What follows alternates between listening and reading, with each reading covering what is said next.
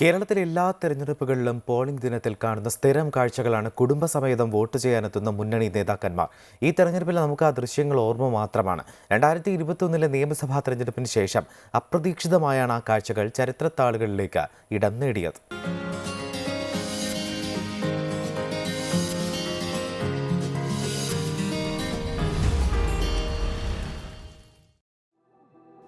ഓരോ തെരഞ്ഞെടുപ്പ് വേളയിലും ക്രൗഡ് പുള്ളർമാരായി മുന്നണികളെ നയിക്കുന്ന അതികായന്മാരുടെ ഓർമ്മകൾ പേറുന്ന തെരഞ്ഞെടുപ്പാണ് കേരളത്തിന് 2024.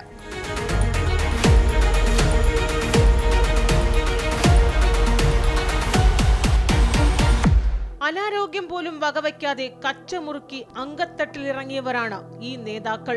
UDFന്റെ എക്കാലത്തെയും വലിയ നഷ്ടമാണ് ഉമ്മൻചാണ്ടിയുടെ അസാന്നിധ്യം.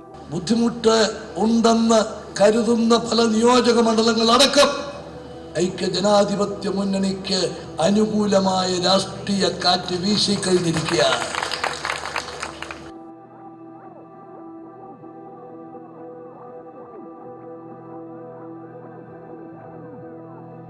പുതുപ്പള്ളിയിലെ സ്കൂളിൽ നിന്നുള്ള ഈ ദൃശ്യം ഒപ്പിയെടുക്കാൻ തിരക്ക് കൂട്ടുന്ന ക്യാമറ കണ്ണുകളും പ്രതികരണം തേടുന്ന റിപ്പോർട്ടർമാരും പോളിംഗ് ദിനങ്ങളിലെ മലയാളികളുടെ സ്ഥിരം കാഴ്ചയാണ്. ഇടതുമുന്നണിക്ക് നികത്താനാകാത്ത വിടവായി കോടിയേരി ബാലകൃഷ്ണന്റെ വേർപാട് ഈ തെരഞ്ഞെടുപ്പിൽ പ്രതിഫലിക്കുന്നു. ആരെ സ്ഥാനാർത്ഥിയാക്കി നിർത്തിയാലും ഇവിടെ ലീഗിന്റെ സ്ഥാനാർത്ഥിയാണെങ്കിൽ ജയിപ്പിച്ചു കൊടുക്കുന്ന ഒരു അഹങ്കാരമാണ്. ആ അഹങ്കാരത്തിന് ചെറിയൊരു ഷോക്ക് ഇത്തവണ വേങ്ങരയിലെ ജനങ്ങൾ കൊടുക്കണം.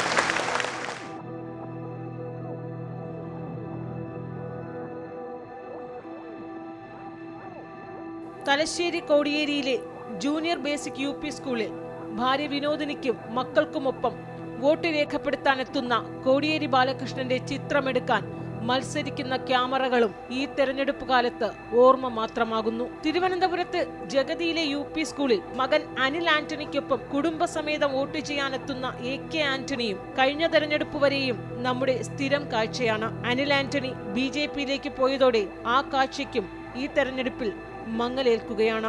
അപ്രതീക്ഷിത വിടവാങ്ങലിലൂടെ കാനം രാജേന്ദ്രന്റെ നഷ്ടം CPIക്കുണ്ടാക്കിയ ആഘാതം ചെറുതല്ല. സ്വാതന്ത്ര്യ പ്രസ്ഥാനത്തെ തകർക്കാൻ വേണ്ടി ഭിന്നിപ്പിച്ചു ഭരിക്കുക എന്നതായിരുന്നു. BJPയും നമ്മുടെ ഐക്യത്തെ തകർക്കാൻ, ഭിന്നിപ്പിക്കാൻ ജാതിയും മതവുമാണ് ഉപയോഗിക്കുന്നത്. മധ്യ തിരുവിതാംകൂറിൽ കോൺഗ്രസിന്റെ കരുത്തനായ PT തോമസ് ഇല്ലാത്ത തെരഞ്ഞെടുപ്പ് കൂടിയാണ് 2024.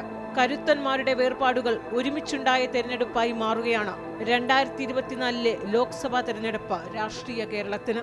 അൻഫ്രി ഡിസൂസ, അമൃത ന്യൂസ്.